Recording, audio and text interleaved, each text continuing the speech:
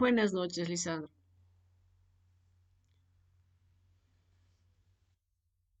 Buenas noches, Clovis.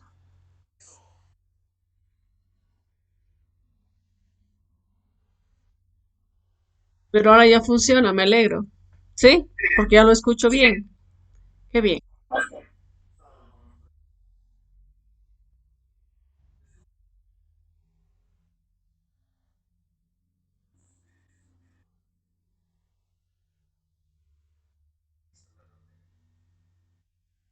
Ya.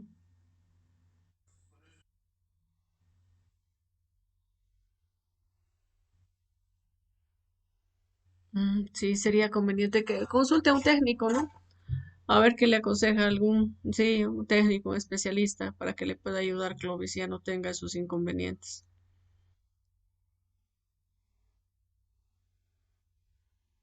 Uy, y ahora los equipos han subido, no han incrementado el precio. Debido a la demanda.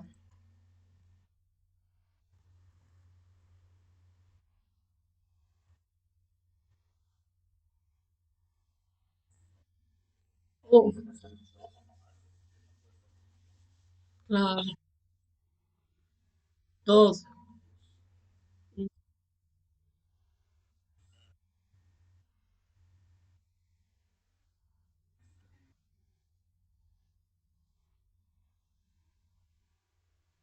Claro, pero eso se entiende, se comprende esos problemas, se entiende, se llega a comprender.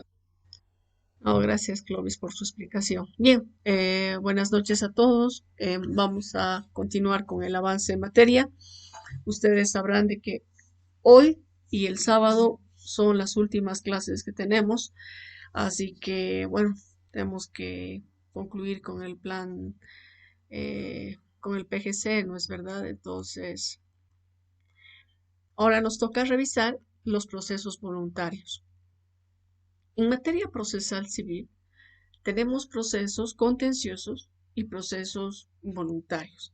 Nada más que estos últimos han sufrido modificaciones con el Código Procesal Civil. ¿Por qué les digo que han sufrido modificaciones? Porque algunos de estos trámites ya no los conocen, ya no los resuelven los jueces públicos en materia civil y comercial, sino son otras autoridades las que llegan a resolver las que llegan a conocer estos trámites. em, ya no ingresa a la autoridad judicial, salvo que estos procesos se tornen contenciosos. Y cuando se tornan contenciosos, entonces ya toma conocimiento la autoridad judicial en materia civil. Caso contrario, es la otra autoridad, el otro funcionario, quien realiza la labor y con eso concluye. Em, en estos procesos voluntarios no existe el recurso de casación. Em, ante algunas situaciones, sí puede plantearse el recurso de apelación. Vamos a ver que están enlistados este tipo de trámites y se maneja cierta nomenclatura. Ya no hablamos de demanda, sino hablamos de petición, solicitud. Em, no se habla de la parte demandante, sino se habla del peticionante, dadas las características de estos tipos de procesos. Em, ¿Cuándo procede? El código nos dice que se va a dar recurso a estos trámites cuando se trate de asuntos o cuestiones donde no exista conflicto u oposición de intereses. Eso nos dice claramente el Código Procesal Civil. La doctrina menciona de que los que intervienen en este tipo de trámites lo hacen de manera intervolente. ¿Qué significa intervolente? De manera voluntaria. No hay esa presión por parte del contrario o por la autoridad judicial que llega a citar Al contrario, ¿ya? Eh, las resoluciones que se dictan en este tipo de trámites no afecta a los interesados, a los que intervienen, no llega a afectarles. No es como en los otros tipos de trámites donde intervienen de manera internolente, es decir, no quiere intervenir el demandado, pero debe hacerlo para asumir su defensa.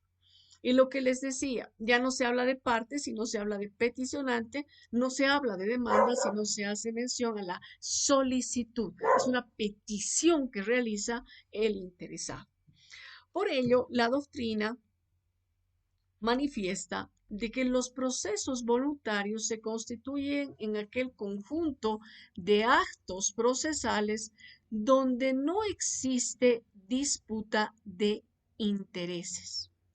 No hay una disputa de intereses, sino una petición con el fin de obtener un pronunciamiento de parte de la autoridad judicial donde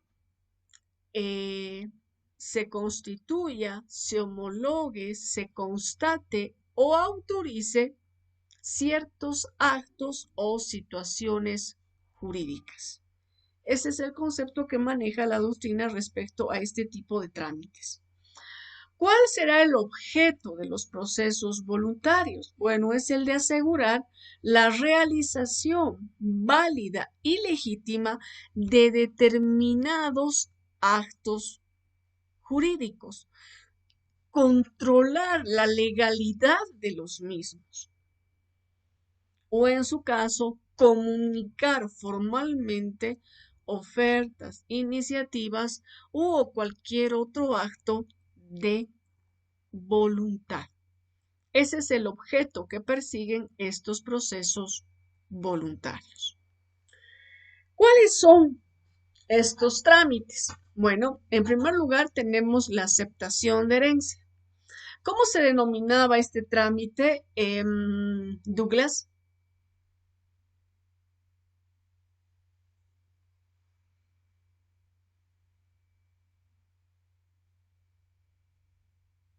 Douglas.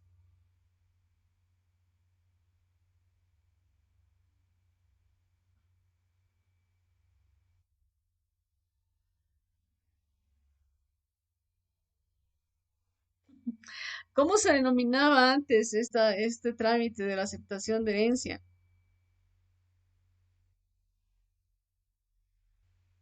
Eh, sí, claro, por supuesto.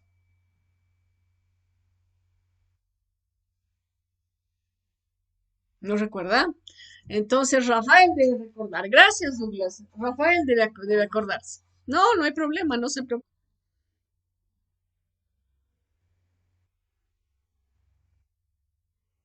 Lo escuchamos, lo escuchamos. No, no le estoy preguntando eso. Antes se conocía este trámite con el nombre de declaratoria de herederos, ¿ya? Y además se lo hacía ante el juez instructor en materia civil, ¿ya? Ahora se conoce con el nombre de aceptación de herencia. Ahora no van a escuchar ustedes decir la declaratoria de herederos, no, sino es la aceptación de herencia. Ese es el primer trámite. Luego tenemos la apertura, comprobación y publicación de testamento. Estoy segura que para ustedes em, bueno, varios trámites que vamos a ver ahora van a ser muy familiares porque ustedes ahora en este semestre han estado viendo el tema de derecho de sucesiones, ¿no es verdad? Entonces les va a ser muy familiar. Les decía, la aceptación de herencia, la apertura, comprobación y publicación de testamento. Luego está la aceptación de herencia con beneficio de inventario, la renuncia de herencia. También tenemos la sucesión del Estado. Luego está la desaparición y presunción de muerte, la traducción de documento en idioma extranjero, la mensura y deslinde, oferta de pago y consignación, la inscripción, modificación, cancelación o fusión de partidas en el registro de derechos reales. todos estos trámites que les acabo de mencionar están enunciados en el Código Procesal Civil. ¿Ya? Ahora, ¿cuál es el procedimiento de estos trámites? Bueno, hemos mencionado de que no se habla o no se menciona el término demanda, pero sí la petición, sí esa la solicitud, debe cumplir los requisitos del artículo 110 del Código Procesal Civil. Además, se debe acompañar la prueba que se tuviera en el poder del interesado y este en el memorial deberá hacer conocer a la autoridad judicial el nombre de las personas o de la persona que tuviera interés en el trámite. Si cumple los requisitos del artículo 110 del Código Procesal Civil, señalando el nombre o los nombres de las personas que tuvieran un interés en ese trámite, acompañando la prueba pertinente, porque, a ver, con respecto a la prueba pertinente, em, María, por favor, si podría habilitar su micrófono, su cámara.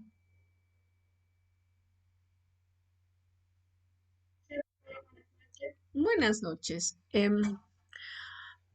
María, si usted llegaría a tramitar el proceso de aceptación de herencia, ¿qué documentos le pediría a su cliente?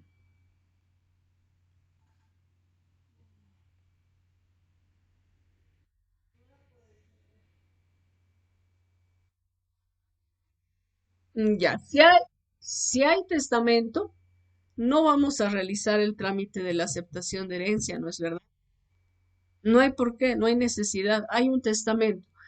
Quizás podremos solicitar la apertura, comprobación y publicación o protocolización del testamento. Ahí sí, tenemos un documento que no está en poder de los herederos, sino está en poder de un tercero y se requiere conocer la voluntad del de cuyos, cuál ha sido su última voluntad, cómo ha dispuesto sus bienes. Eso sí, podemos solicitar, María, pero en una aceptación de herencia, el testamento no tiene sentido, ya no tiene sentido. ¿Qué documentos usted presentaría o solicitaría bueno, a su cliente, a su patrocinado? Le dice, ¿sabe qué, doctora, licenciada? Mi familiar ha fallecido y bueno, mm, nos indican que tenemos que realizar el trámite de aceptar la herencia. Ya no es declaratoria de herederos, sino aceptar la herencia. ¿Usted qué documentos consideraría importantes, relevantes para este trámite?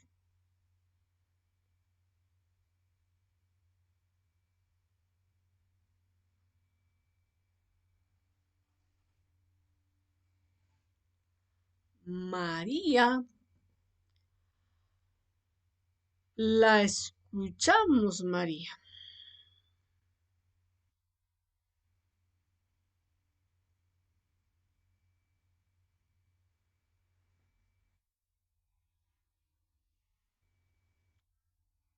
No, lo que necesitamos son certificados de nacimiento, certificados de defunción, inclusive el certificado de matrimonio, si es que se desea constatar de que evidentemente quien pretende aceptar la herencia es el viudo o la viuda, es decir, el esposo o la esposa. Se tiene que demostrar el vínculo. Ahora también se va a pedir un certificado de descendencia. Esto lo entrega el CEGIP, ¿ya? Certificado de descendencia para ver si esta persona, cuántos, ya, gracias. No es el Ceresi. ¿Y qué dije? Ya, gracias. Fue un lapsus, está bien, gracias, fue un lapsus. Gracias, Douglas. Es el Ceresi el que tiene que entregar el certificado de descendencia. Además de este certificado de descendencia, también hay documentos Con respecto a los bienes, sí, va a solicitar el notario, pero usted como abogada, básicamente tiene que pedir los certificados donde se va a demostrar la relación filial que existe entre, entre el fallecido y aquellos que pretenden la aceptación de la herencia. Douglas, ¿estás seguro de que es el Ceresi?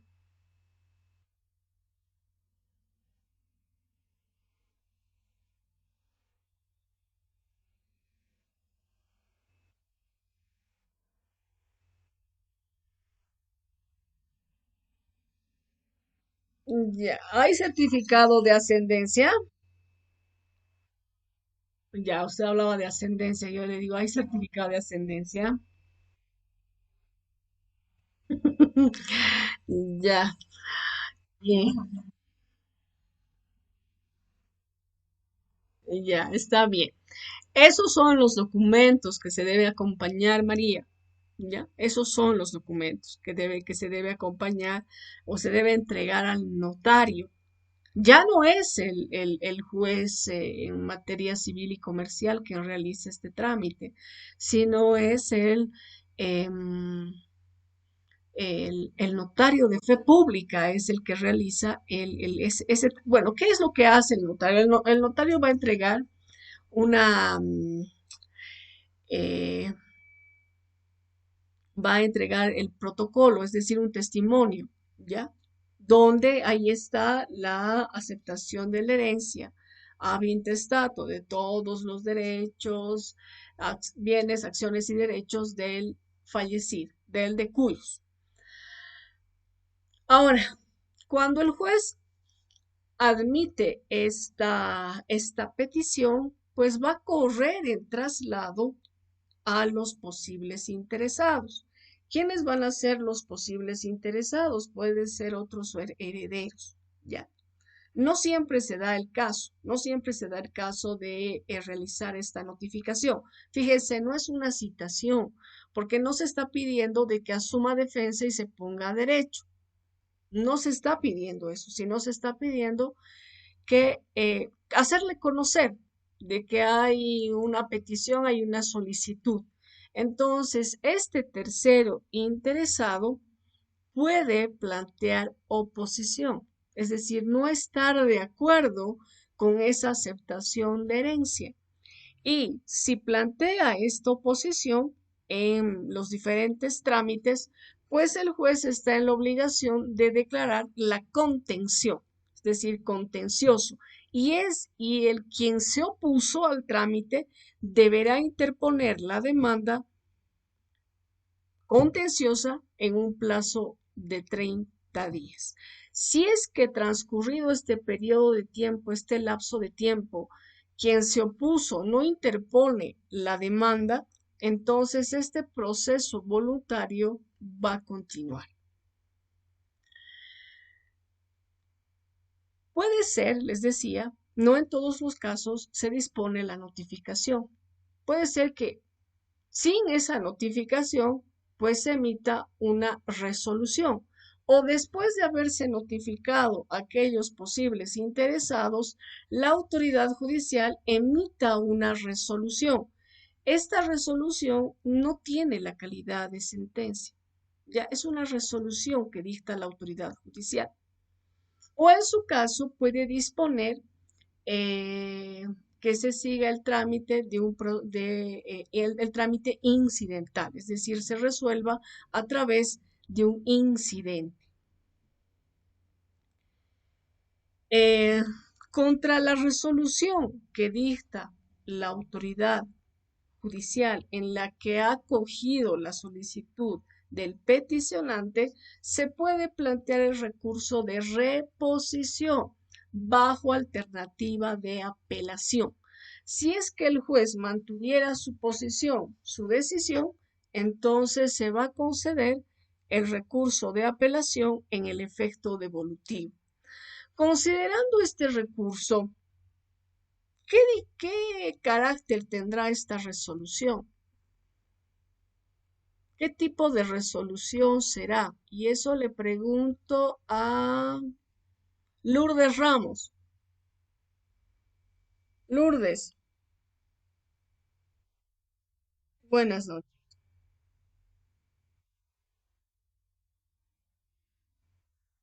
Como procede el recurso de reposición bajo alternativa de apelación, ¿qué tipo de resolución será? ¿Cómo se denominará esta resolución? Tiene un nombre, ¿no es verdad?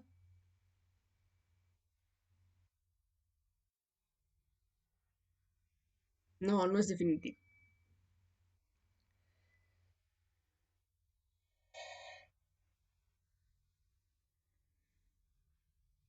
Ya, es un auto interlocutorio, porque contra los autos interlocutorios procede el recurso de reposición bajo alternativa de apelación.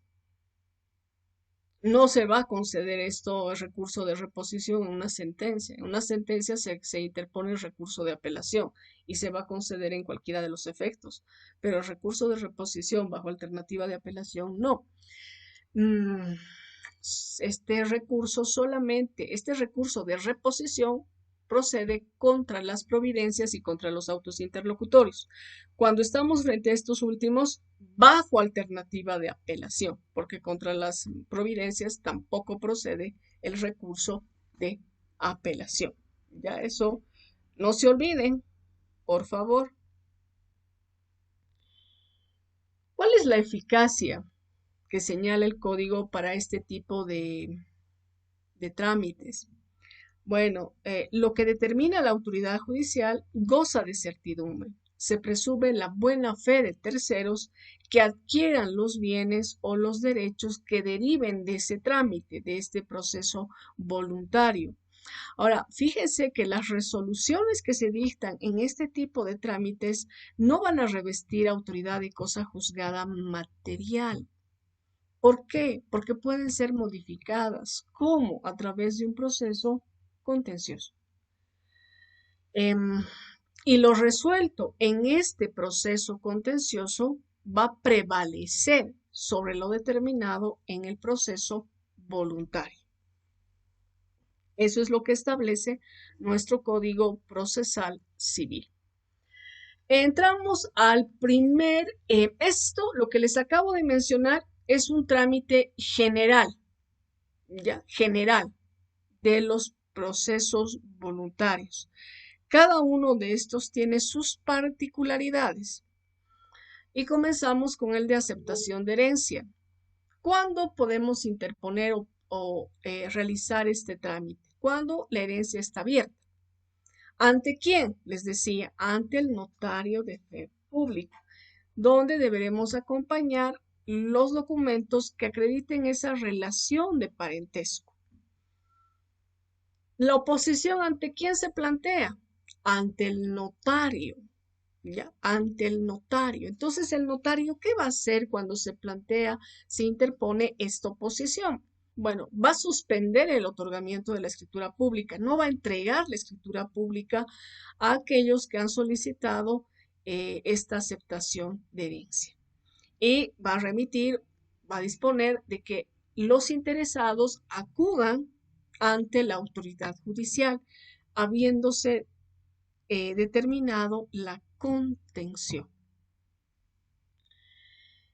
¿Qué es lo que pueden pedir estos opositores, si los podríamos llamar de esa manera? Cuando se ha hecho esta solicitud de aceptación de herencia, pueden pedir de que aquellos herederos que están aceptando el acervo hereditario presenten una garantía real ante la autoridad judicial. Y estos tendrían que hacerlo, al menos considerando, dependiendo del fundamento de la solicitud de estos opositores, es decir, de quienes se oponen a esta aceptación de herencia. Presentada la garantía o estos coherederos aceptantes deberán presentar la garantía y quienes se opusieron a este trámite deberán interponer la demanda contenciosa en un plazo de 30 días, como les mencionaba. Ahora, ¿qué sucedería si en este periodo de tiempo no interponen la demanda contenciosa. Bueno, en ese caso, esta garantía se extingue ya que el monto de dinero se les va a devolver. Para esta aceptación de herencia, se tienen que pagar los impuestos, ya, los impuestos de sucesión hereditaria. Mm, Cuando se trata, a ver, ustedes recuerdan clases de herederos. ¿Pueden mencionarme las clases de herederos que tenemos en en nuestro ordenamiento jurídico? Y esta pregunta le hago mm, a ver, ¿a quién? A ver, a Erika, Erika,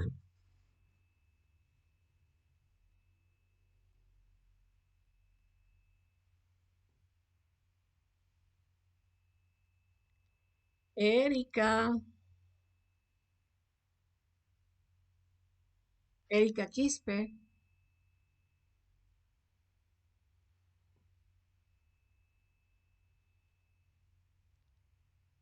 Yupi Yupi, Erika.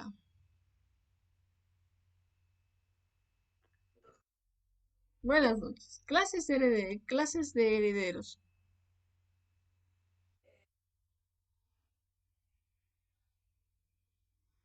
Ya los herederos legales y también están los legatarios, ¿no es verdad? Ya. En los herederos forzosos no se requiere que se les ministre posesión, pero a los herederos legales, cuando no están en posesión del bien.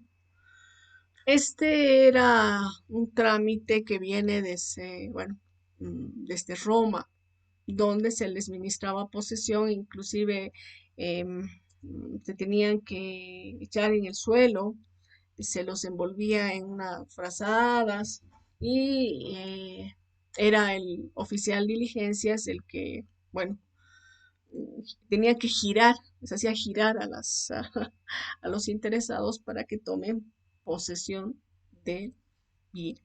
Ya. Pero repito, esto se realiza cuando estamos frente a los herederos legales. Los herederos forzosos no necesitan esta posesión. Y para esta posesión se requiere haber cubierto el pago de los impuestos sucesorios. Yasmani, creo que tenía una pregunta. Yasmani tiene la palabra.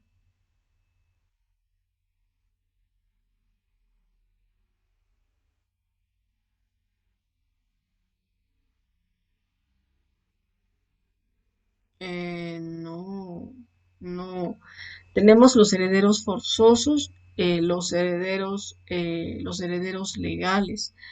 Ahora usted me habla de herederos contractuales, ¿sí? Y me habla de herederos, ¿qué otros herederos me dijo? Ya, herederos testamentarios. Ya, puede ser herederos ab intestato y herederos em, testamentarios, ¿no? Herederos sin testamento y herederos con testamento. Ahora, en los herederos contractuales. A ver, ¿puede darme un ejemplo, Lisandro o Yasmani, de un heredero contractual?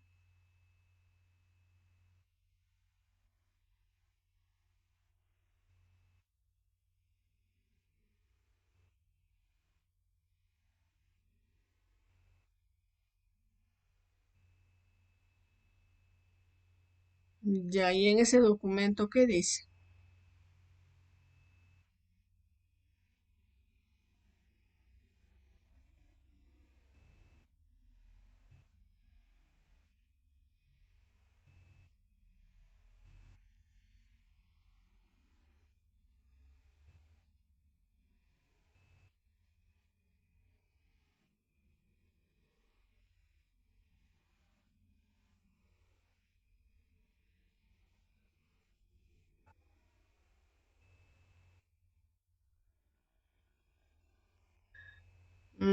Ya. Mm, La primera vez que escucho, ¿no? Eso, testamento vía contractual, porque todos los herederos, inclusive hasta los legatarios, pues van a formar parte del acervo hereditario siempre y cuando esté en un documento. ¿Y cómo se denomina ese documento? Ese documento se denomina testamento. ¿Ya? Pero bien, gracias por su participación. Eh, Seguiremos.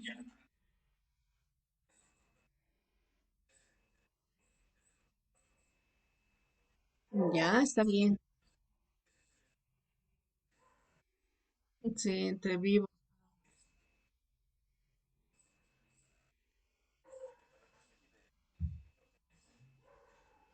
Ya, ya. Tengo que revisar el código. Puede ser que se me esté yendo a algo, pero realmente no me acuerdo. No me acuerdo haber visto eso, pero se me puede estar yendo algo. Gracias.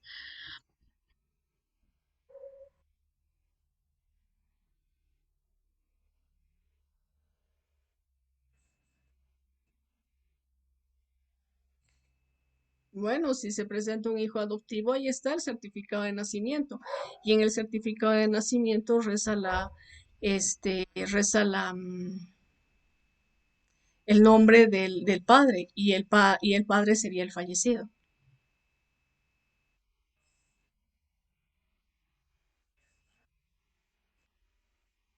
Claro, ahí se ve que ahí se denota. Ahora, bueno, hay que ver esto de los apellidos, ¿no es verdad?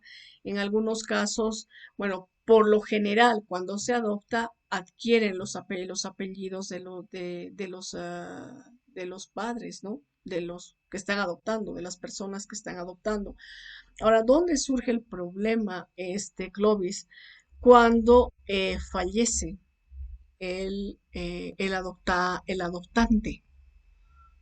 El adoptado no tendría derecho a los bienes de sus supuestos abuelos. Ahí sí surge un problema. Y eso ustedes han debido ver, ¿no es cierto? Ya. Tenemos la aceptación de herencia con beneficio de inventario. Fíjense que cortito regula el código respecto a la aceptación de herencia.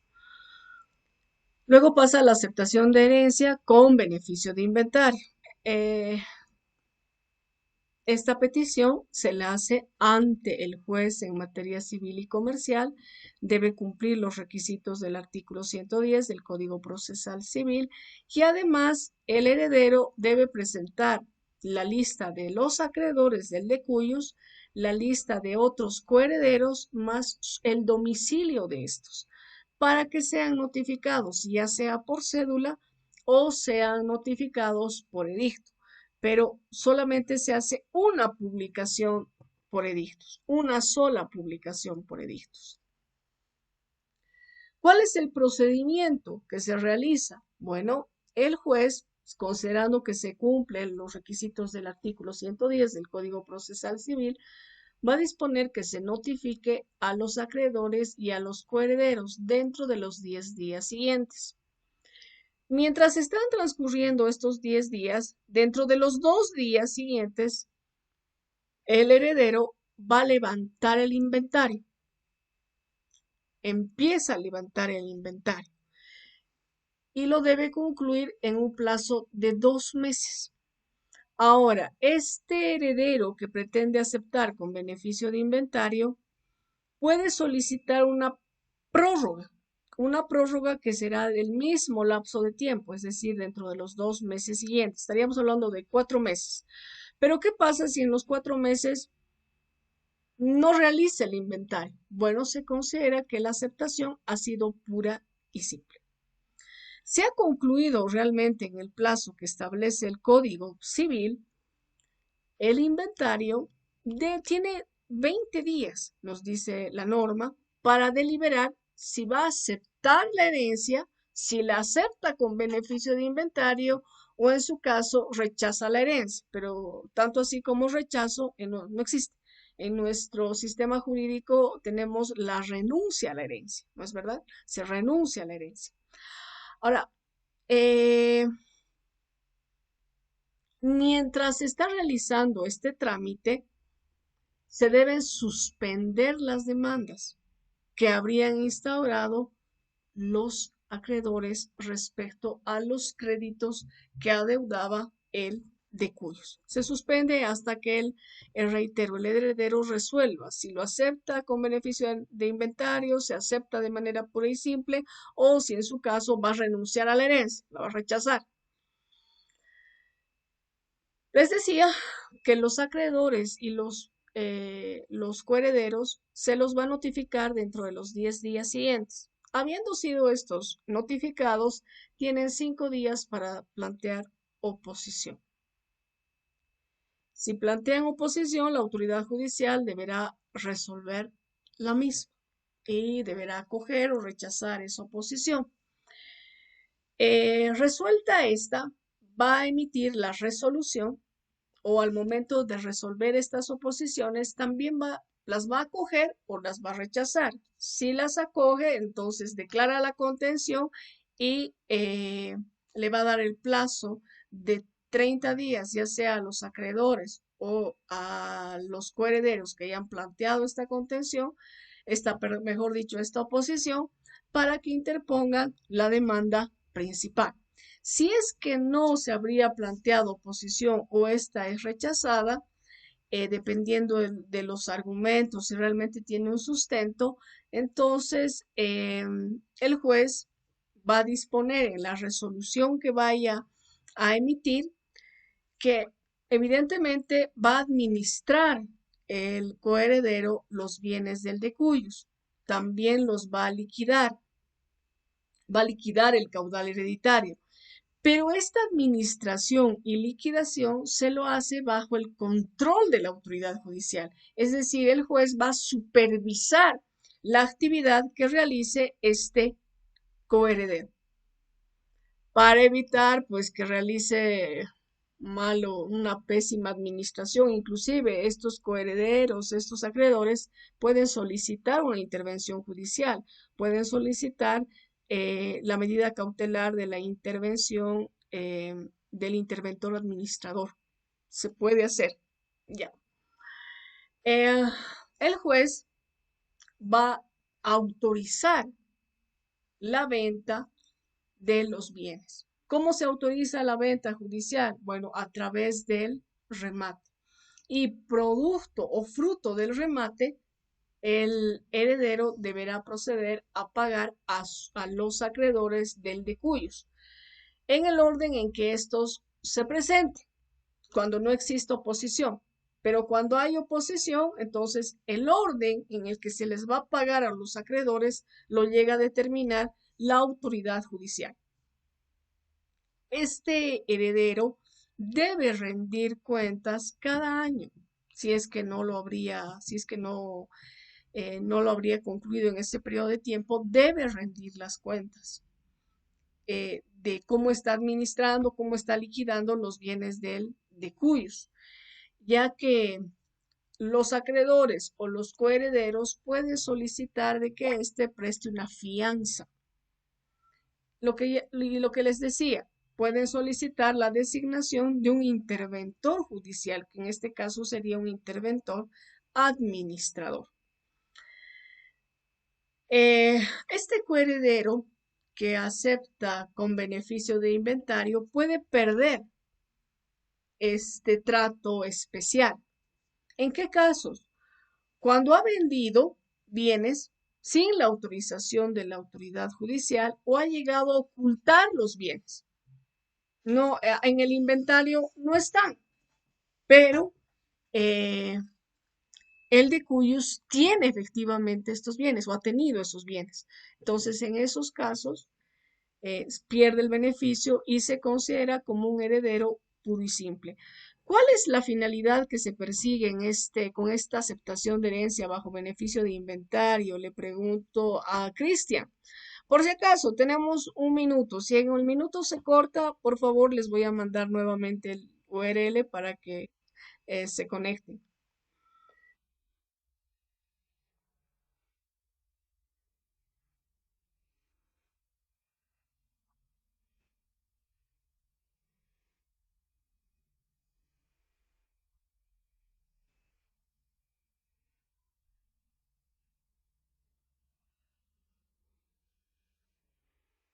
Ya, lo que se trata es, el heredero lo que busca es garantizar o precautelar su patrimonio y que todas las deudas que haya contraído el de cuyos solamente se cubran con sus bienes.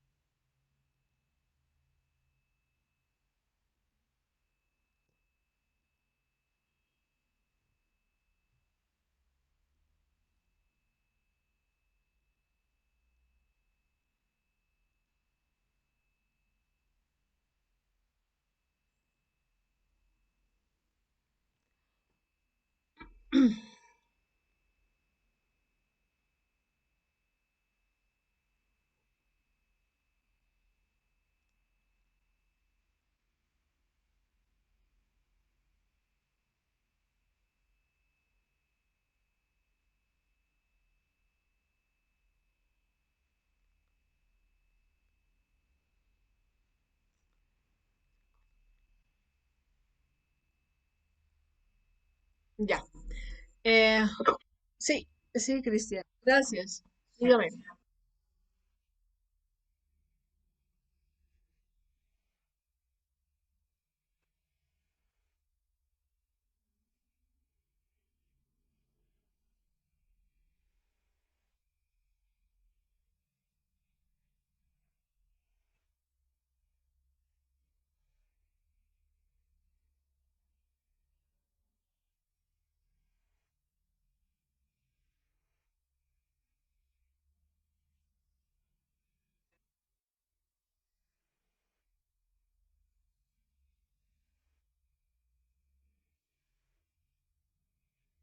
Sí, gracias, Cristian. Inclusive los acreedores pueden realizar esta solicitud para evitar, por ejemplo, que todo el patrimonio del decuyus vaya primero a cancelar las deudas del heredero y no del fallecido. Entonces, igual pueden solicitar de que se acepte con beneficio de inventario para que se garantice el cumplimiento de las deudas o de las acreencias. Bien, gracias. Seguiremos. Luego tenemos la apertura, comprobación y publicación de testamento. Para que proceda este trámite voluntario, necesitamos un testamento, es decir, que existe un testamento. ¿Quién realiza la solicitud? Ya sea, puede ser el heredero, el albacea o cualquier otra persona que esté interesada. Para ello se deberá acompañar el certificado de defunción y además se tiene que acompañar el testamento o se debe manifestar a la autoridad judicial en poder de quién está este testamento para que el juez señale día y hora de audiencia. Pregunto, clases de testamento, ¿quién me responde?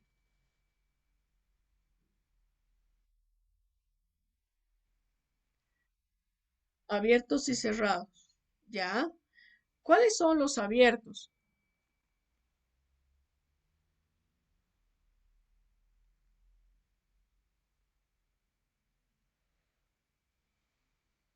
¿Quién me dice cuáles son los abiertos?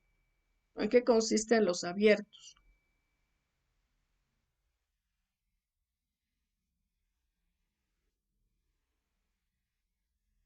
Ya, perfecto, está bien. ¿Y los cerrados?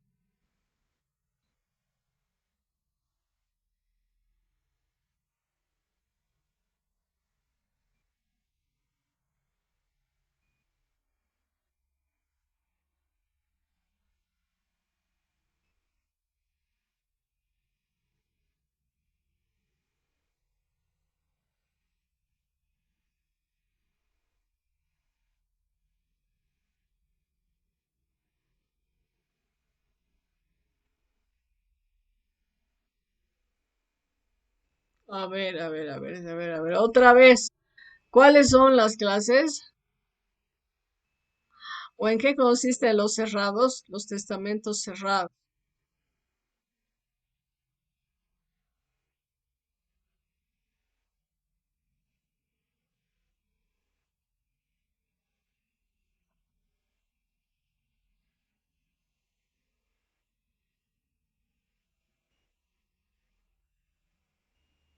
y los testamentos especiales? ¿Cuáles son?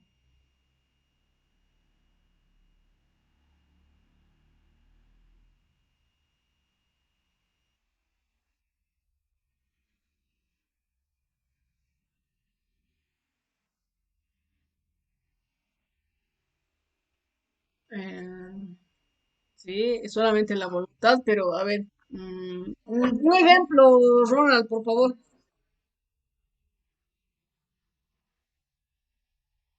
Ah, ya, los que no reúnen formalidades. Ya, ya. Está bien. ¿Me pueden dar un ejemplo, Douglas o Rafael?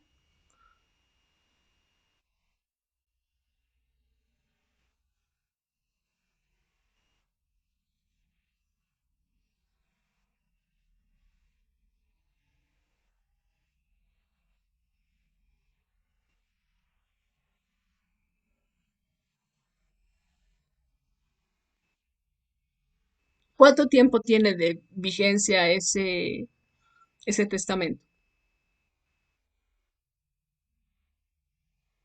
¿En tiempo de guerra?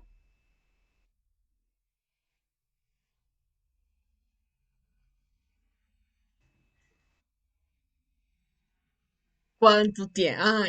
Ah, ya, eso tienen que acordarse porque de ustedes está mucho más fresco. Es decir, ustedes lo tienen hoy, ahora, estos meses han estado aprendiendo eso. Cristian,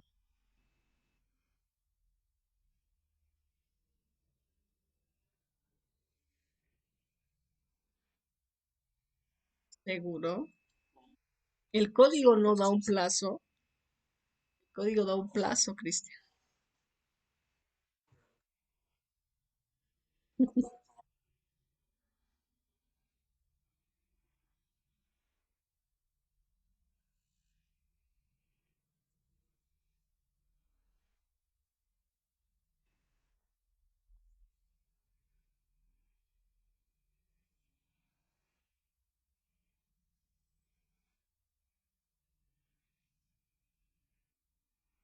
Ya, también el código nos habla de tiempo de guerra, y también se puede redactar la última voluntad en un viaje, en un navío.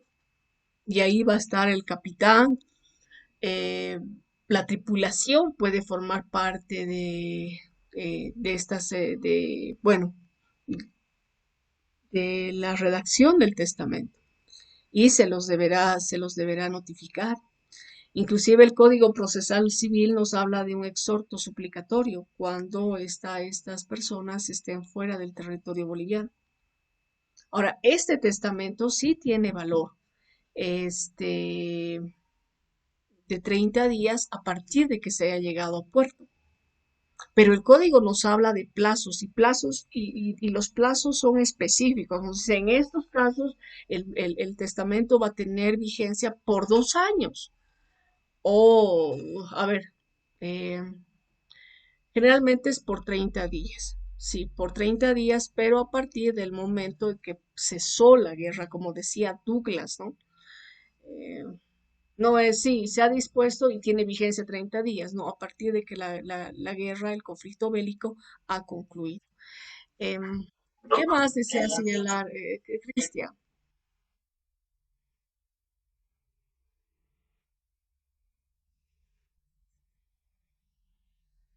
Código. ¿Ya?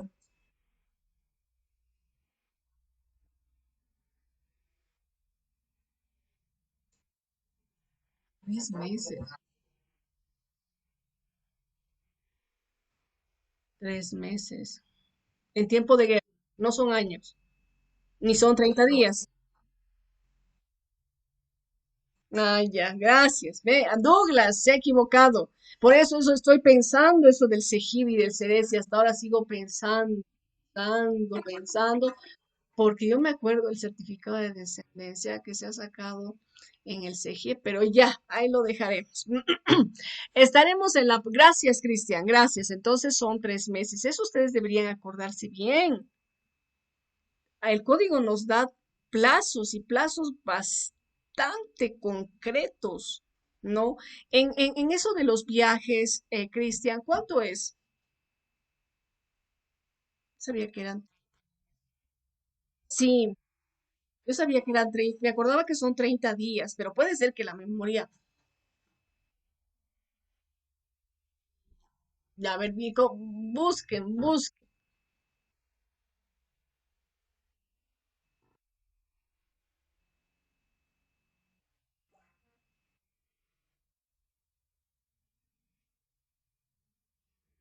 No, no, no, ese no.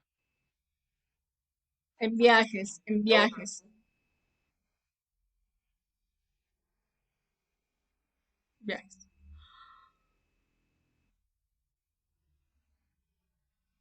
¿Ya? ¿Ya? ¿Qué dice?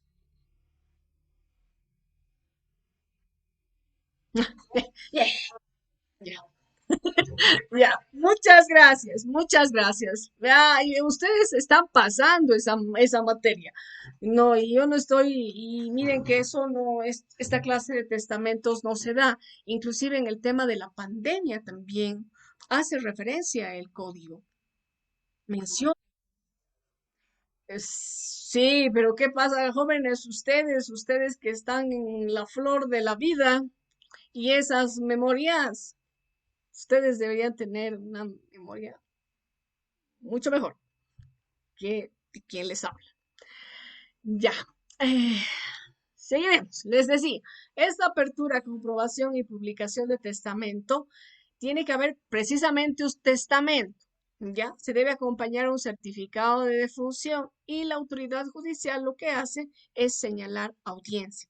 Esto mucho hace si han intervenido testigos. ¿Cuántos testigos? El Código Civil nos dice 5, 3 testigos. Mucho depende. ¿Quién quería intervenir? Por favor, tiene la palabra. Creo que es Rafael. ¿Es Rafael o Ronald? A Ronald, ya Ronald, sí. A Ronald, de tanto tiempo. Un gusto que esté en línea y que asista a las clases, ¿no? Porque algunos de ustedes perdidos en acción son. Dígame, Ronald. Sí, ya,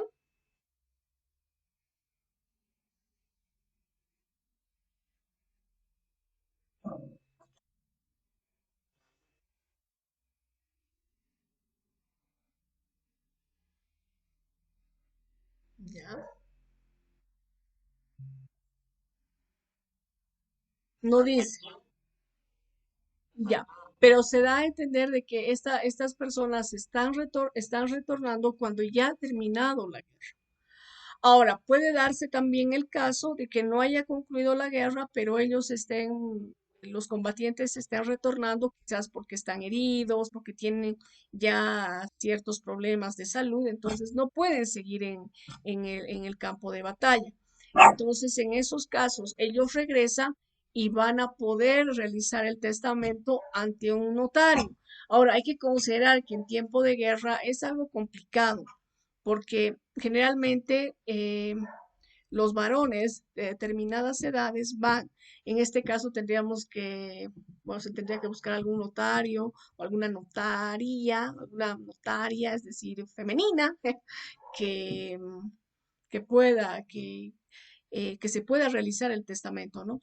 Con su intervención, con la autoridad, con la intervención de este notario. Eso nos señala Ronald el código.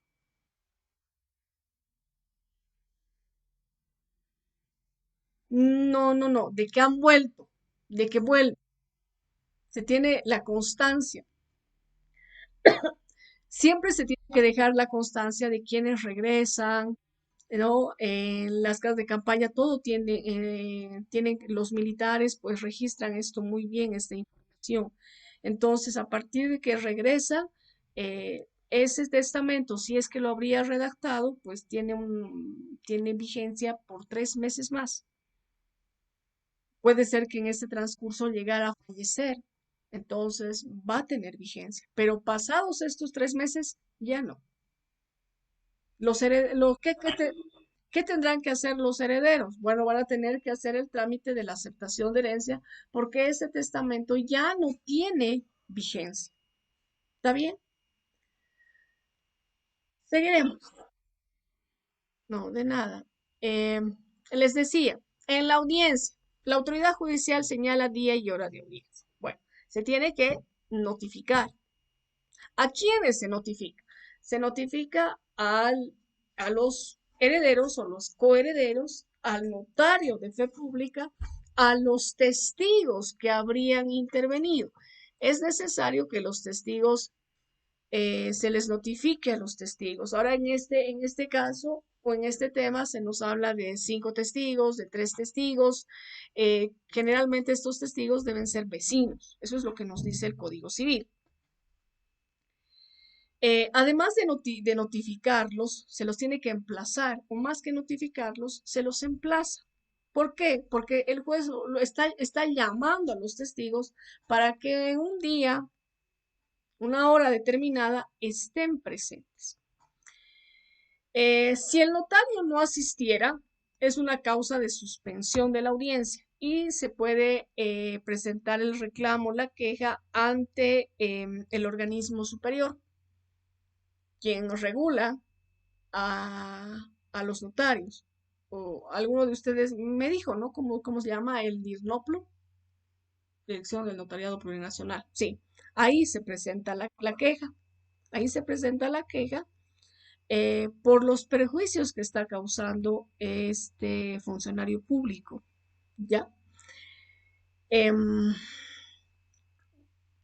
¿Cuáles son las interrogantes que va a hacer la autoridad judicial? Empezando por el notario. Se le va a preguntar em, si realmente la cubierta es la misma, si es su firma, si es su sello. Eso es lo que le pregunta al notario. Siempre y cuando el pliego haya estado en poder de uno de los testigos o haya estado en poder del notario.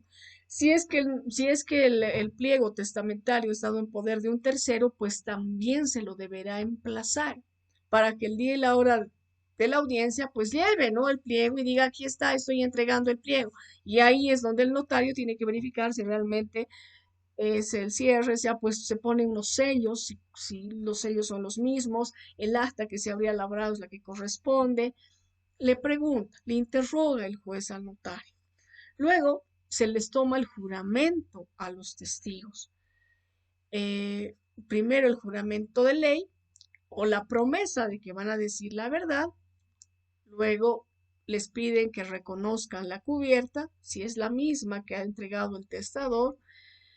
Si advirtieran alguna alteración en los cierres, en los sellos, en el mismo pliego, pues inclusive el juez, dependiendo de la gravedad de los hechos que manifestaran estos testigos o si existiría contradicción entre estos, puede declarar la contención. Y ahí nos vamos a un proceso ordinario, ¿ya? Em, Luego el juez les pregunta si realmente son ellos los que han suscrito el acta, si corresponden sus firmas, sus rúbricas. Y un aspecto muy interesante, les pregunta si realmente el testador estaba en sus plenas facultades mentales. Si él manifestó que si ese sobre, porque a ese sobre que contiene el testamento se le llama pliego, contenía su voluntad. Se les pregunta. Y reitero, si en estas respuestas entre los testigos existen contradicciones, entonces la autoridad judicial puede declarar la contención, proceso contencioso. Si no están de acuerdo con una de las cláusulas, por ejemplo, del testamento, cuando ya se saca del sobre y se da lectura por el secretario, no da lugar a la suspensión. ¿Qué es lo que tiene que hacer el interesado? Pues iniciar un proceso ordinario, ¿ya? Les decía, el juez ordena que se abra el pliego, que dé lectura el secretario del juzgado, de esto se debe elaborar un acta, el juez va a rubricar cada foja del testamento, va a rubricar la cubierta del mismo y va a emitir una resolución ordenando la protocolización de este testamento. Como bien decía uno de sus compañeros, no recuerdo si es mm, Douglas o Rafael, desean que cuando se tramita, quien interviene es el notario y son los testigos, y este testamento está en los registros del notario, es decir, ha sido protocolizado, lógicamente no hay necesidad de realizar este trámite. Pero en caso de que este testamento solamente se habría redactado eh, en presencia de los testigos, forzosamente se deberá llamar a los testigos para que estos determinen si realmente es la última voluntad, eh, si el testador estaba en plenas facultades, si son ellos los que han firmado como testigos. Fíjense que es fundamental elegir a los testigos. Deben ser personas que tengan buena memoria, porque tienen que acordarse y decir, ay, sí, no puede decir, ay, no me acuerdo, ay, ¿cómo era? Creo que era así, o creo que era así. No, deben tener buena memoria, porque deben manifestarle, expresarse expresarle a la autoridad judicial si evidentemente es la última voluntad o decirle, no, eso jamás dijo, porque puede darse el caso. ¿Ya? Y los, um, los juzgados están repletos de estos procesos por el de testamentos, por las herencias, es un verdadero problema. ¿Tienen alguna pregunta con respecto a estos trámites? ¿Ninguna? Bueno, sí,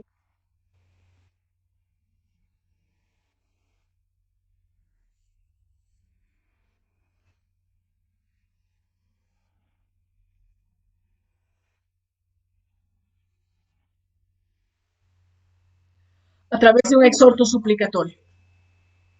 Se les tiene que hacer conocer a través de un exhorto suplicatorio.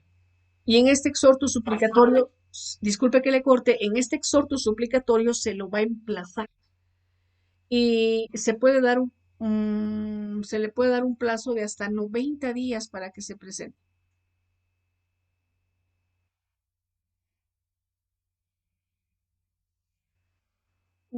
Ya. Pero a ver, ¿se desconoce el paradero o se dice que vive, radica en, no sé, pues en Colombia, ya, en la Argentina?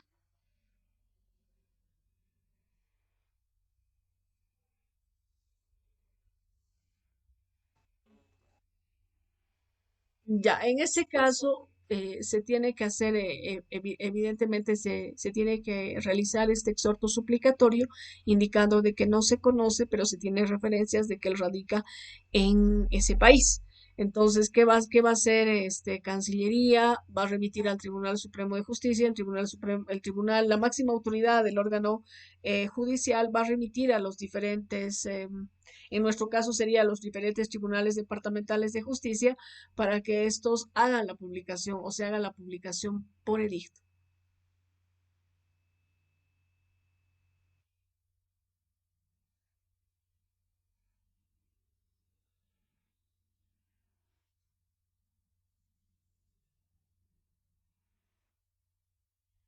Bueno,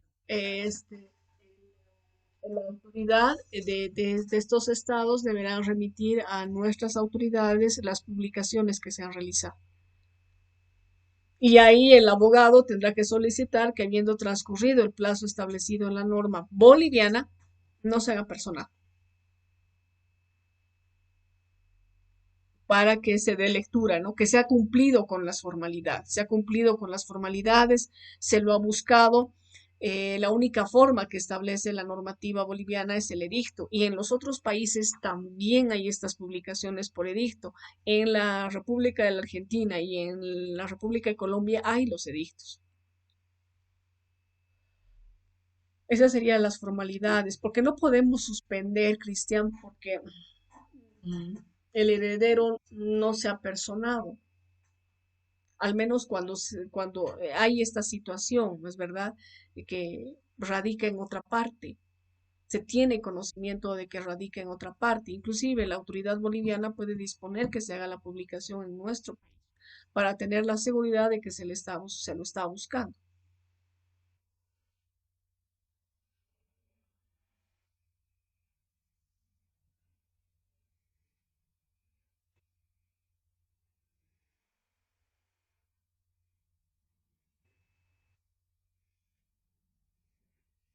ya.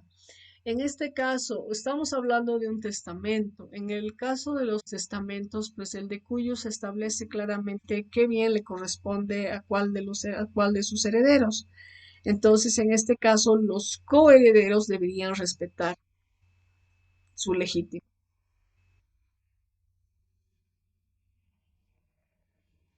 Igual deberían respetar su legítima. No se olvide de que se hereda por estirpe o por cabeza. Entonces, en este caso, si la persona habría fallecido, tal vez tiene algún hijo, tiene descendencia. Entonces, esta descendencia vendría a ocupar o declararse heredero, aceptar la herencia de la cuota parte que le correspondía a su progenitor, ¿no? No es que la pierden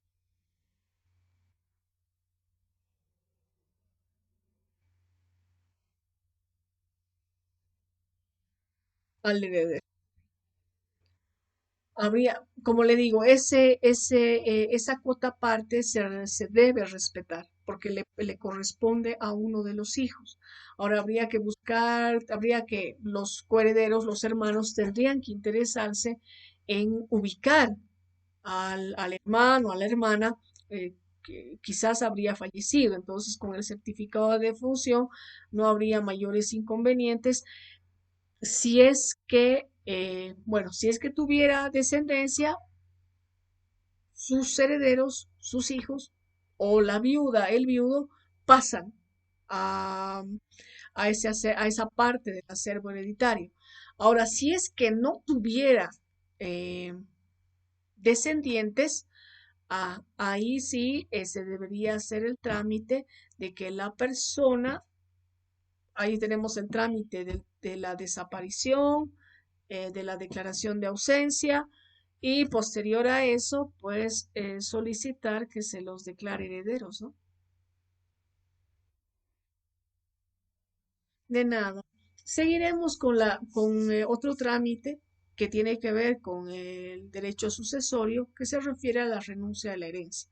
A veces los herederos van a renunciar a la cuota parte que les pertenece. Esta renuncia tiene que ser de manera expresa, tiene que estar manifestada por escrito. Ahora, ¿cuánto tiempo tiene para renunciar a la herencia? Tiene de un mes a 10 años. Ese es el plazo máximo que establece nuestro Código Civil. Esta renuncia debe ser de manera voluntaria y además la herencia debe estar abierta, es decir, el de cuyos debe haber fallecido.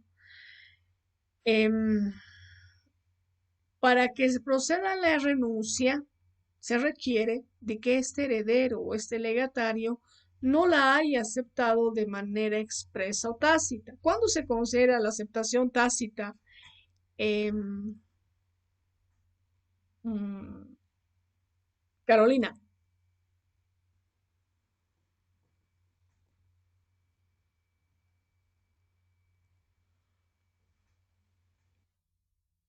buenas noches.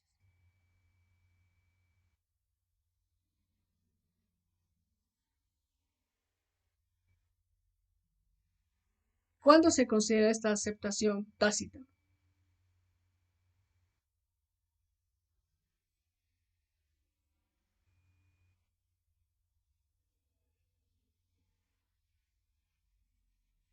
Ya, actos de disposición.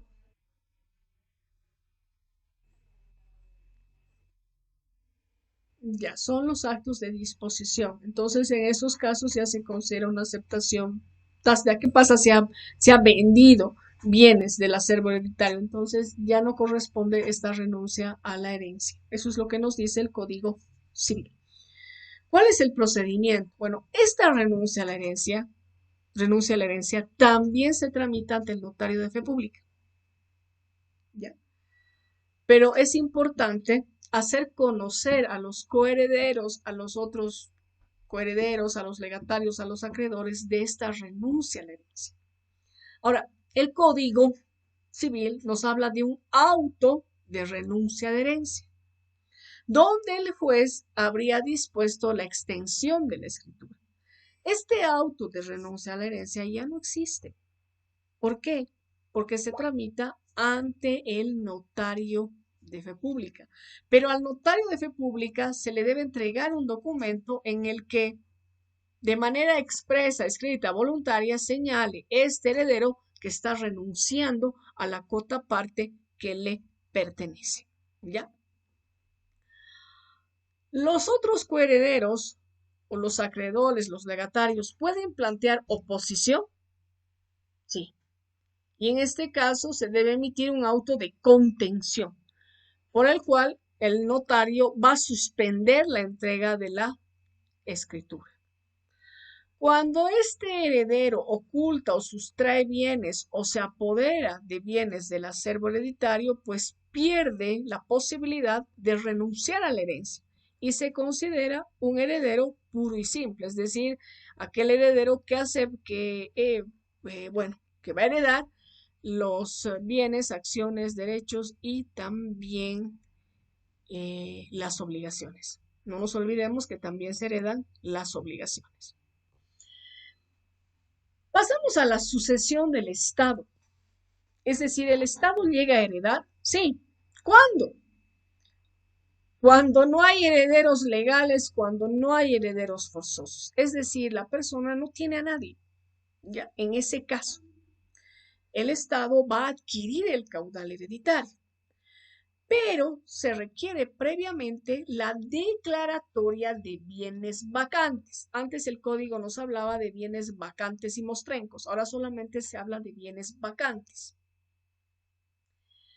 Y es en el único caso, jóvenes, al menos a los que les encanta, les fascina materia penal, es el único caso en el que se hace referencia a una denuncia.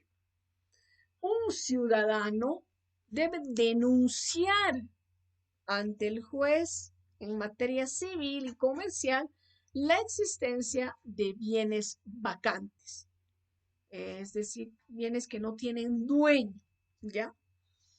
El juez va a admitir esta denuncia y va a designar a un curador. Este curador debe ser servidor público del Ministerio de Economía y Finanzas Públicas.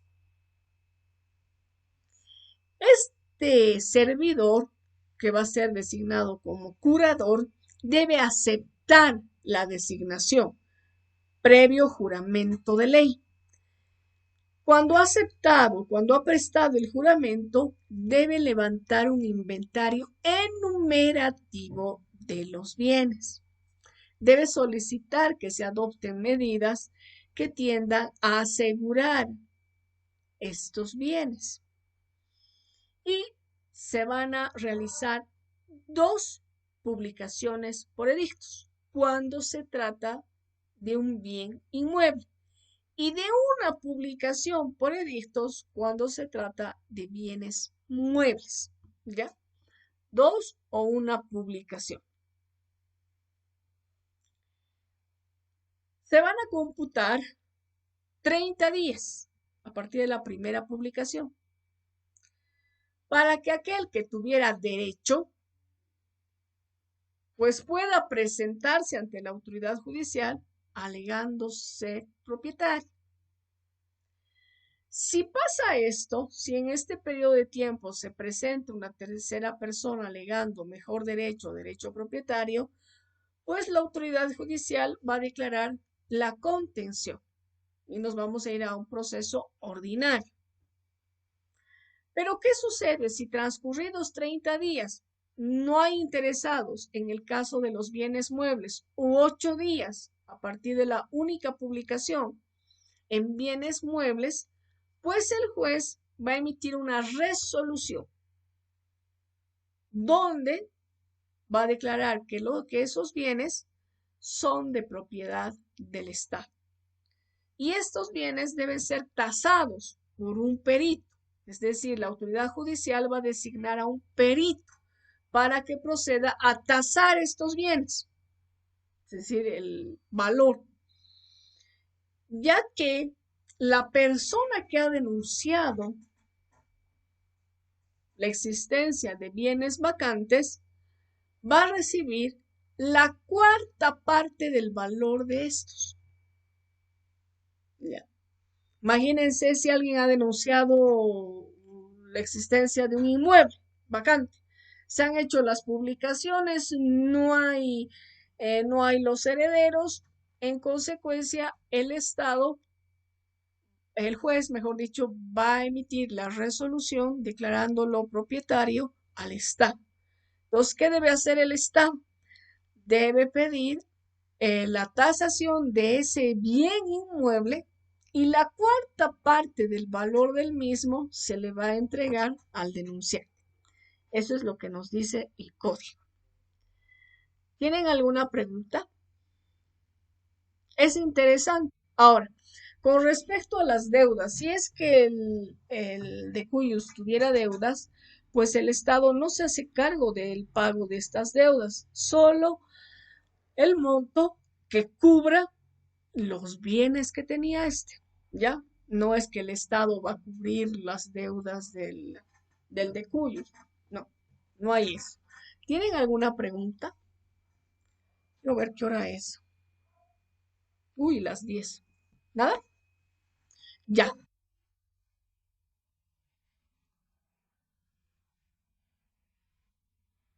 dígame. Ya.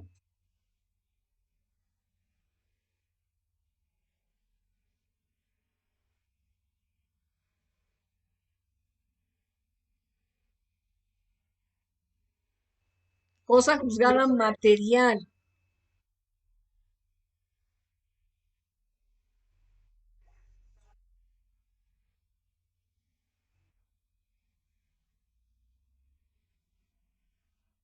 Ya. Cuando se vuelve contencioso, Douglas, se presenta la oposición, se declara la contención, entonces se tiene 30 días para interponer la demanda del proceso contencioso, ¿no? Y esa resolución que se vaya a dictar en el proceso, al menos si estamos frente a un proceso ordinario, pues va a tener la calidad de cosa juzgada material, va a tener va a prevalecer sobre lo dispuesto en el proceso voluntario. Eso estoy explicando al principio, Douglas. ¿Qué ha pasado? Ya, recién está leyendo el código. Ay, jóvenes, lo que no me creen piensan que me invento. Imael, deberías tener mucha imaginación para inventarme todo esto. Ya, seguiremos. Pasamos a la desaparición o declaración de ausencia. Y eso ustedes han visto en derecho civil. ¿No es verdad? Cuando una persona desaparece y cuando una persona se ausenta, inclusive se puede solicitar el fallecimiento presunto. Pero para esto se requiere, en primer lugar, tiempo. Tiene que pasar tiempo. Se tiene que hacer pues la denuncia, ¿no es verdad? O quién de nosotros cuando alguien desaparece, decimos, ay, desapareció, se fue. No, ¿verdad? Cuando alguien, un ser querido desaparece, pucha, lo primero que se hace es ir a no sé, pues hospitales, em, clínicas, centros de salud, y quizás como última opción iremos a la morgue, ¿no es verdad? Se presentará la denuncia ante la Fuerza Especial de Lucha contra el Crimen. Ahora se hace ante la División de Trata y Tráfico, ¿no es cierto? Cuando alguien desaparece. Entonces, se debe realizar todas estas diligencias para solicitar primero la declaración de ausencia, desaparición. ¿Quién es el juez llamado por ley? En cualquier momento se corta, por favor, les voy a mandar nuevamente el link, ¿ya? El juez del último domicilio del desaparecido es el competente para conocer este trámite, esa solicitud de parte, no de oficio. El juez va a señalar día y hora de audiencia y va a ordenar que se cite a quienes o de quienes derive derechos del desaparecido. Eh, en la audiencia que ha fijado la autoridad judicial, pues va a recibir la información de qué es lo que ha pasado con esta persona. Y ahí será el abogado, podrá dar la palabra a al interesado, algún familiar, qué es lo que ha sucedido. Para esto se debe acompañar este, eh, toda la documentación respecto a la denuncia.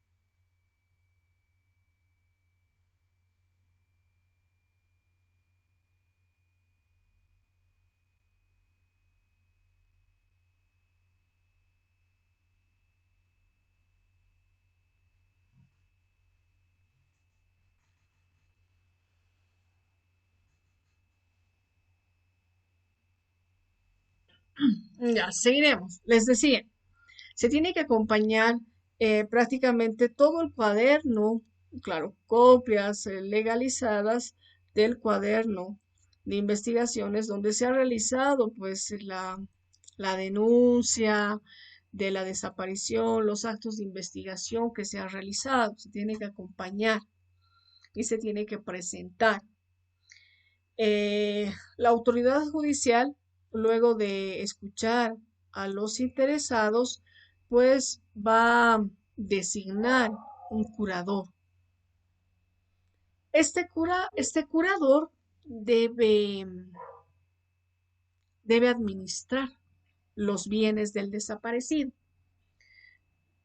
Va a aceptar esta designación bajo juramento de administrar de buena fe como un buen pater familias los bienes del desaparecido.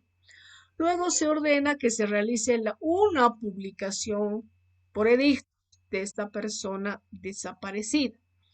Y luego de esto deben transcurrir 2 años, ¿ya? 2 años para que los herederos, los legatarios, puedan solicitar la declaración de ausencia. Fíjense que no es inmediato, se tiene que esperar este lapso de tiempo. Pero al momento de presentar esta solicitud se deben acompañar todos los actos de investigación que se han realizado. Les reitero, cuando una persona se pierde, no es simplemente decir, ay, se perdió y ya algún momento aparecerá. No, se tiene que presentar la denuncia ante la Fuerza Especial de Lucha contra el Crimen para acompañar toda esta documentación, porque el juez en materia civil va a preguntar, y bueno, ¿y qué hicieron cuando esta persona, cuando este su familiar desapareció? No se podrá decir, ay, nada, no, tiene que decir, ay, hemos hecho esto, como usted, como cursa, a fojas tantos, de fojas 5 a fojas 40 y están todas las investigaciones, todos los actos de investigación, la búsqueda que se ha hecho por encontrar, por el paradero, por dar con el paradero del desaparecido, ¿no? Eh, Declarado ausente, los herederos van a solicitar la apertura del testamento, si es que existiría algún testamento, y se les ministre posesión provisional de los bienes y se autorice su administración. Aquí ya no va a ser el curador quien va a administrar los bienes, sino van a ser los herederos los que administren. Ya. Deben elaborar un inventario y además el juez va a solicitar una garantía por los posibles daños, perjuicios que se le pueda causar en su patrimonio al desaparecido. Además, no van a poder enajenar, hipotecar, pignorar los bienes de esta persona. No lo pueden hacer. ¿Qué pasa si después de haber sido declarado ausente o desaparecido, este se presenta? Se presenta ante el juez. La autoridad judicial deberá señalar día y hora de audiencia. ¿Para qué? Para emitir una resolución donde va a cesar la declaratoria de desaparición. Va a ordenar de que se restituyan sus bienes y derechos a este ausente. Ahora, si es que se prueba la muerte real, ahí sí se abre la sucesión de manera definitiva, la garantía se les devuelve a los herederos. ¿Qué pregunta tiene, Clovis?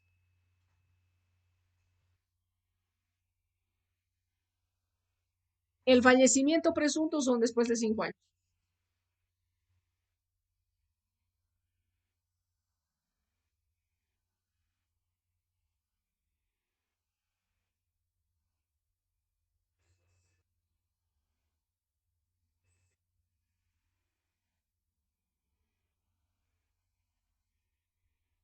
Ya, la policía nos dice 72 horas, pero las 72 horas son cruciales. Es decir, desaparece dentro de las 24 horas, se tiene que hacer pues la denuncia.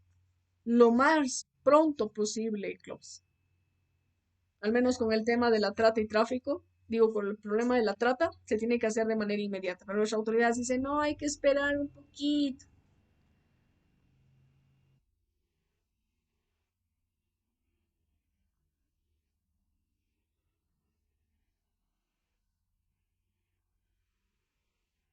Ya, el código nos dice, reitero, digo, los miembros de la policía dicen 72 horas, pero ya haya, sale la información, al menos en las plataformas sociales, en Facebook, ya en las 48 horas cuando la persona desaparece. Mucho depende de los familiares y las circunstancias. Mucho depende de eso. Ahora, ¿qué? Perdón, no le escuché.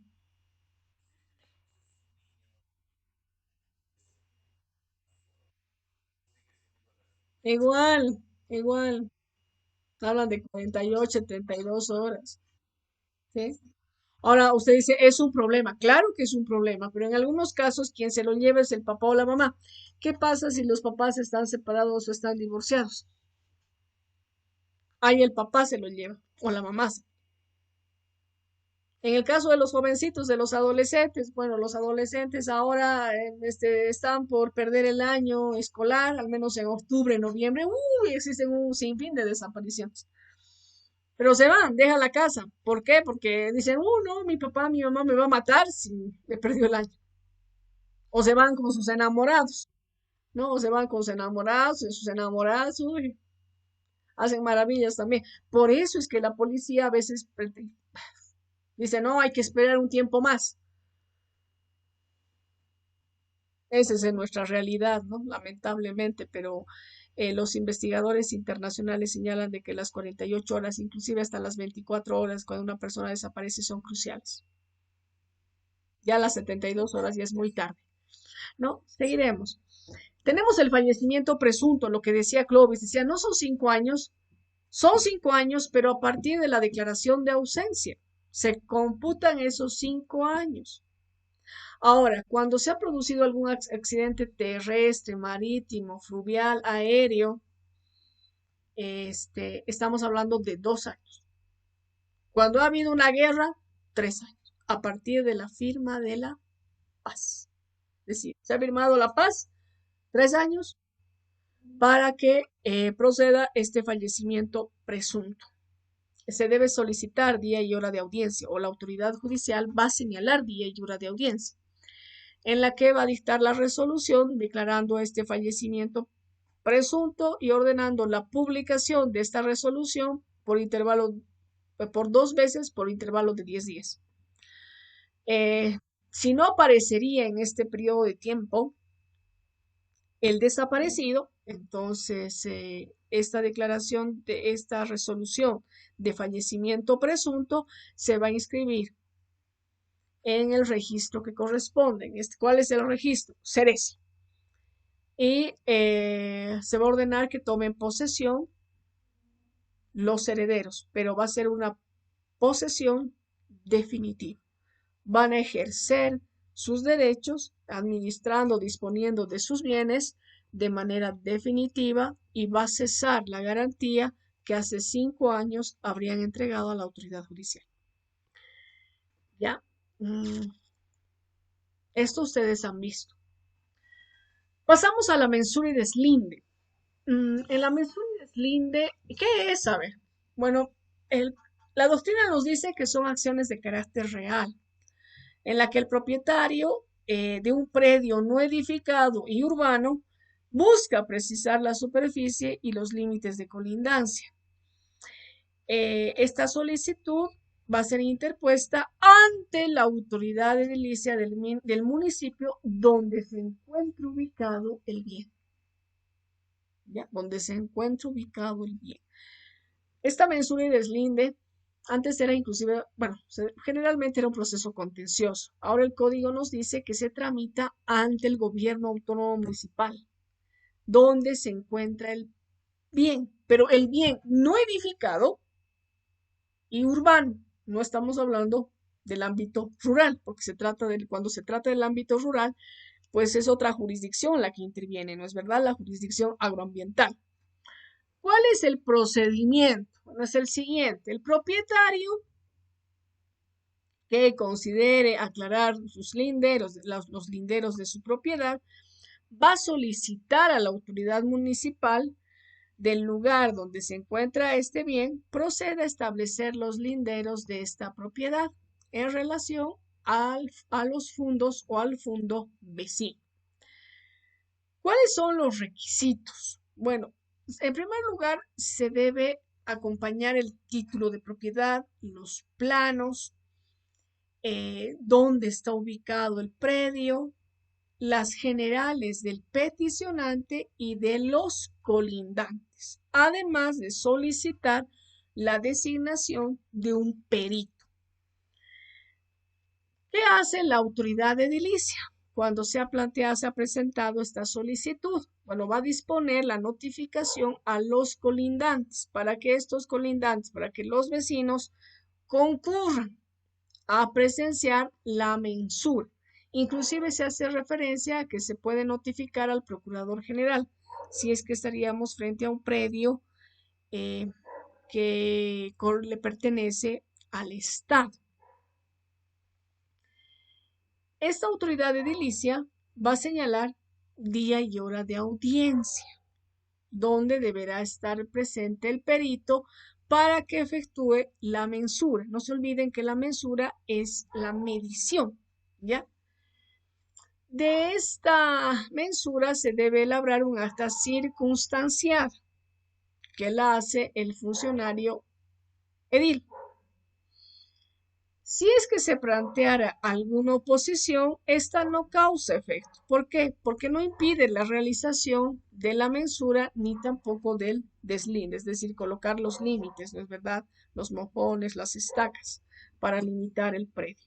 Esto puede ser una antesala para iniciar un proceso ordinario cuando se constata que evidentemente los colindantes pues han ingresado a la propiedad.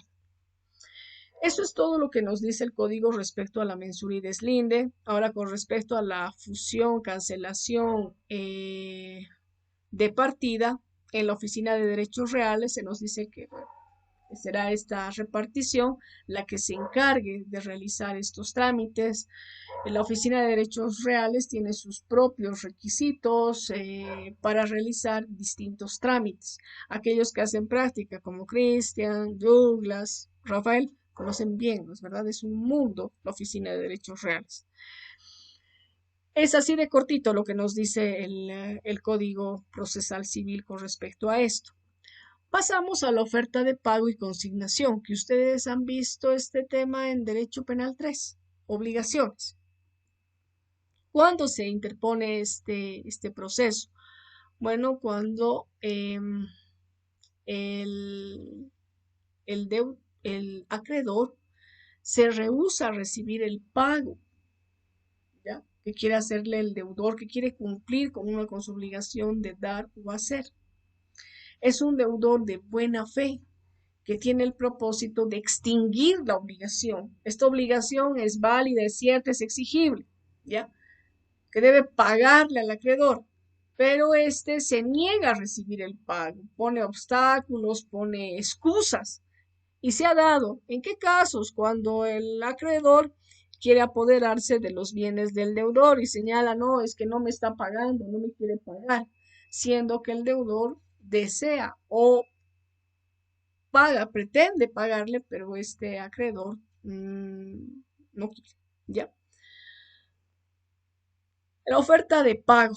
Generalmente oferta de pago y consignación van juntas, pero vamos a revisar lo que nos dice el código de cada una de estas, de la oferta de pago y luego de la consignación. Se dice que si se trata de dinero, esta oferta de pago, pues se debe acompañar el comprobante del depósito judicial que habría hecho el deudor a la orden del juzgado. Este depósito debe abarcar la totalidad de la suma deudada, los intereses, los gastos líquidos e ilíquidos. Los ilíquidos son aquellos que todavía no se han determinado, no hay una suma exacta, ¿ya?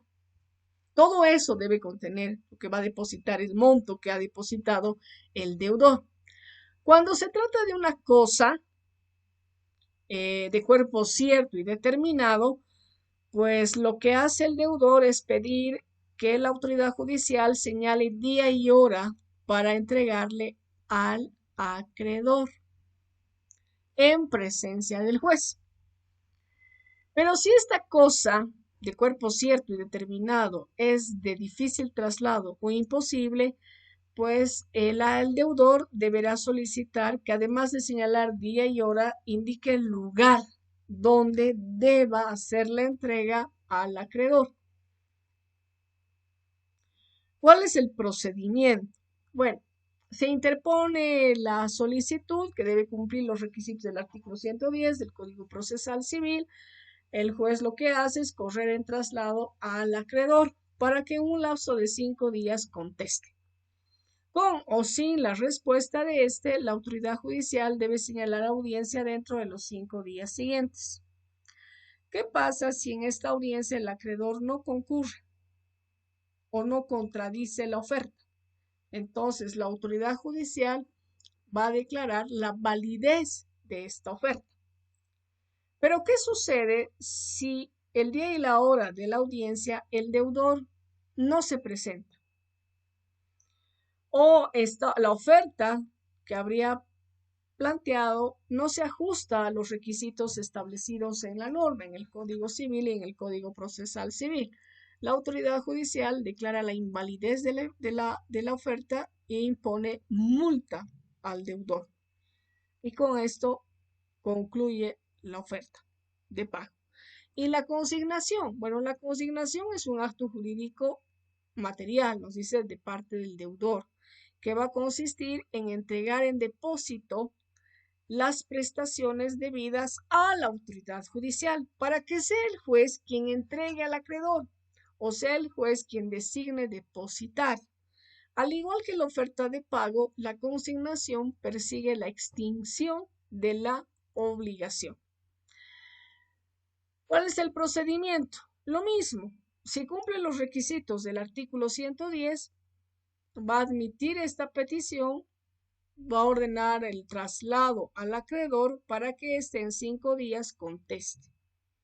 Con o sin la contestación, la autoridad judicial señala audiencia dentro de los 5 días siguientes. En la audiencia puede ser que el acreedor rechace la consignación, ya rechace. Entonces, si la rechaza, se declara concluido el proceso. Pero si el acreedor rechaza de manera parcial, pues el juez va a aprobar la fracción que no habría rechazado el acreedor y le va a dar la posibilidad a que el deudor inicie el proceso que considere pertinente, vía ordinaria, para que consiga cumplir con su obligación y el acreedor no rechace esta consignación. Si la acepta, el juez va a emitir un auto aprobatorio, donde va a dar por concluido el proceso y se le va a entregar, el juez le va a entregar o va a disponer de que se entregue al acreedor el monto de dinero o la cosa debida. No sé si tienen alguna pregunta. Todos estos son los procesos voluntarios que están regulados en nuestro Código Procesal Civil. Y de hecho, seguramente ya, Dios mío, ya. Les voy a llamar lista, por favor, distinguidos. Y con eso habría concluido la clase. Cristian está. Shalom tiene problemas de micrófono. Jessica Chávez. Jocelyn Davio. Jocelyn Davio no está. Bueno. María Isabel. Gretzel. Gretzel no está. Clovis está. Yasmani está. Douglas. Erika. Lourdes. Ronald. Boris no está. O está Boris, no. Daniela Tirado. Está. Rafael Troche. Está. Buenas noches. Mildred. Ya. Listo. Muchas gracias. Mil disculpas. Me he entusiasmado y bueno, de acuerdo al PGC, tenía una clase para explicarles todo esto. Muchas gracias, jóvenes, que les vaya muy bien, que tengan un excelente resto de semana. A Carolina. Pero Carolina,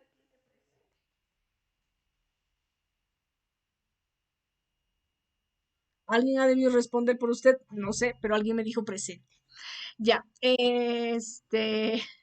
muchas gracias, jóvenes, que les vaya bien, excelente resto de semana y estamos en línea el próximo sábado, último día de clases. Gracias. Buenas noches. Buenas noches y gracias por su tiempo. Mil disculpas. Buenas noches. Buenas noches.